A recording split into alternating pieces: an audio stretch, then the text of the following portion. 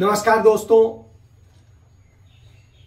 बनारस हिंदू विश्वविद्यालय एक ऐसा विश्वविद्यालय जो हिंदुत्व की पाठशाला भी रही है। वह विश्वविद्यालय जिसने एक बड़े आंदोलनों को जन्म दिया। वह विश्वविद्यालय जिसने वास्तव में वैदिक धर्म को स्थापित करने में और उसके साइंटिफिक रूप को स्थापित करने में एक बड़ी भूमिका निभाई। पंडित मदन मोहन मालवीय जो कांग्रेस पार्टी के राष्ट्रीय अध्यक्ष थे और हिंदू महासभा के संस्थापक अध्यक्ष थे, उन मदन मोहन मालवीय जी ने काशी हिंदू विश्वविद्यालय की स्थापना की थी। इस विश्वविद्यालय का आशय यह था कि जिससे पूरी दुनिया में एक तो हिंदू धर्म को और दूसरा हिंदू धर्म की जो मौलिकता है, जो उसकी वैज्ञानिकता है, उसको स्थापित करने की दिशा में काम करना था और उन्होंने इस पर बड़ा बेहतरीन काम किया। आज उसे जो है पंडित मदन मोहन मालवीय जी की बगिया के नाम से जाना जाता है। और देश के जो प्रधानमंत्री हैं नरेंद्र मोदी, उनके जो प्रस्तावक हैं उनमें से एक मदन मोहन मालवीय जी के पोते भी हैं।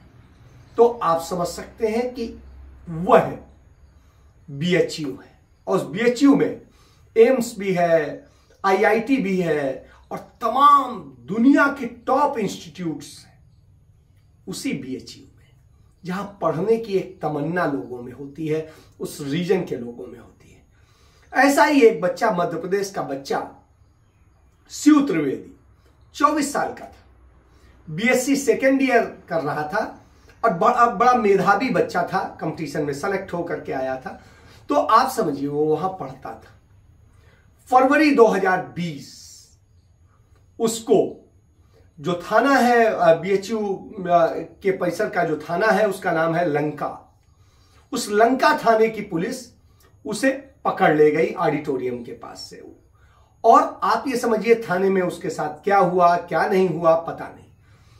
उसके पिता ने जब बड़े दिनों से उसके बेटे का कोई खोज खबर नहीं मिली तो उसके पिता मध्य प्रदेश से भागे आए और आकर के उन्होंने लंका थाने में तहरीर दी, कंप्लेंट दी, बीएचयू में दी कि हमारा बेटा का पता नहीं चल रहा है।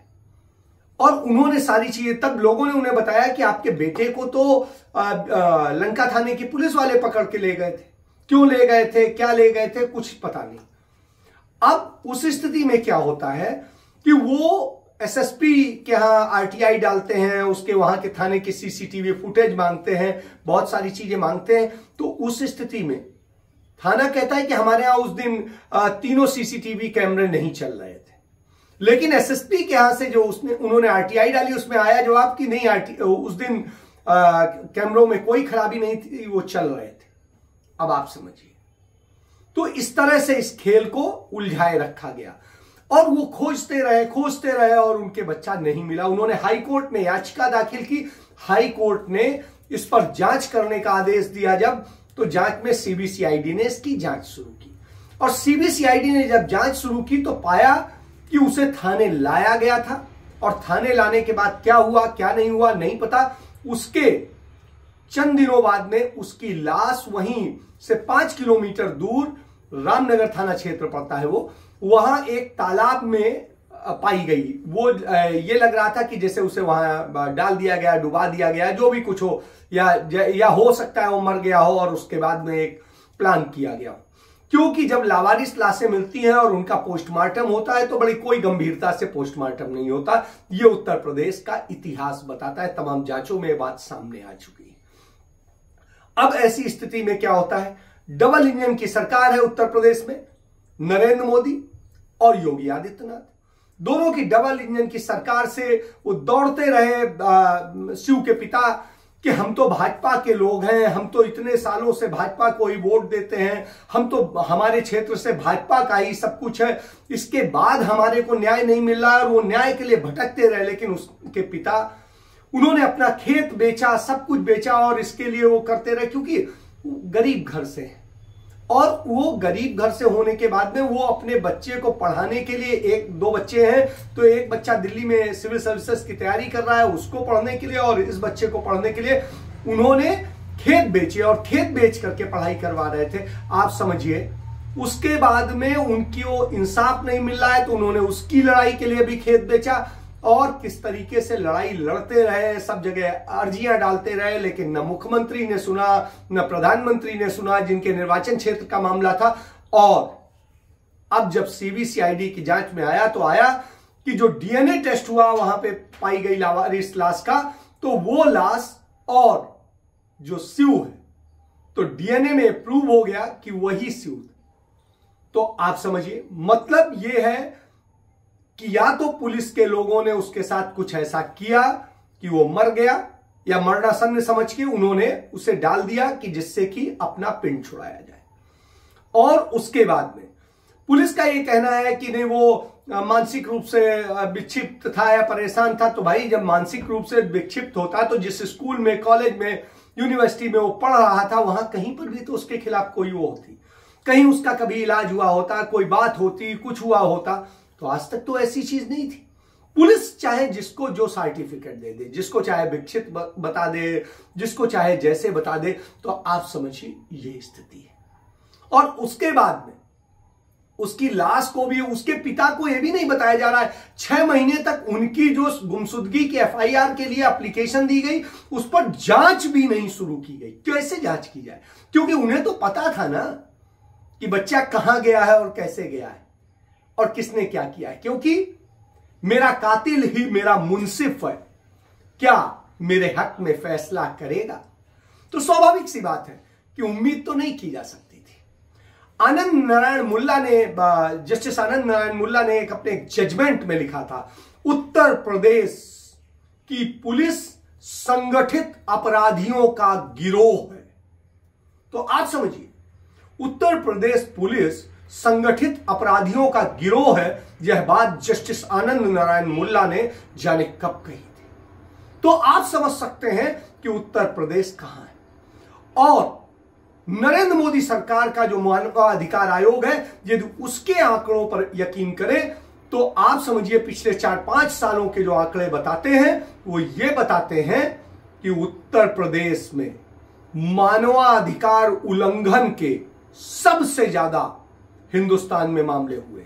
और उत्तर प्रदेश लगातार अव्वल बना हुआ है पुलिस स्टेट के मामले में, मानवाधिकारों के हनन के मामले में, जो फर्जी इनकाउंटर्स के मामले में और तमाम हत्याएं कर देने के मामले में। तो आप समझ सकते हैं कि उत्तर प्रदेश किस दिशा में जा रहा है। इसके आधार पर इन निरीह और भारतीय जनता पार्टी के समर्थक इन परिवारों के बच्चों की हत्या हो जाने के बाद में, या मार डालने के बाद में, या गुमशुदा हो जाने के बाद में भी यह संवेदनशील पुलिस, यह संवेदनशील सरकार, नरेंद्र मोदी की सरकार, योगी आदित्यनाथ की सरकार सच नहीं बोल पाती है। सच बोलने पर उनके पेट में दर्द होने लगता है। तो आप समझ सकते हैं कि उस ब्राह्मण पुत्र की हत्या कर दी गई जो जिंदगी भर भाजपाई रहा, जो जन्म से भाजपाई था। तो आप समझिए, और उसे इंसाफ देने को तैयार नहीं है मोदी योगी की डबल इंजन की सरकार। आज तक उन्होंने इसको स्वीकारने की वो नहीं करी। उस 3 दिनों के सीसीटीवी कैमरे की फुटेज नहीं दी और ना उसे जांच में शामिल किया। आप समझ सकते हैं कि किस तरीके से खेल हुआ है। तो निश्चित रूप से इसकी गंभीर जांच होनी चाहिए और यह इंसाफ मिलना चाहिए, क्योंकि उत्तर प्रदेश को नरेंद्र मोदी की सरकार का मानवाधिकार आयोग कहता है सबसे बड़े मानवाधिकार का हनन करने वाले उत्तर प्रदेश की पुलिस है, योगी आदित्यनाथ की सरकार है। तो आपको सोचना होगा कि आप देश को, प्रदेश को कहां ले जा रहे हैं। आज तक खुशी दुबे को इंसाफ नहीं मिल सका।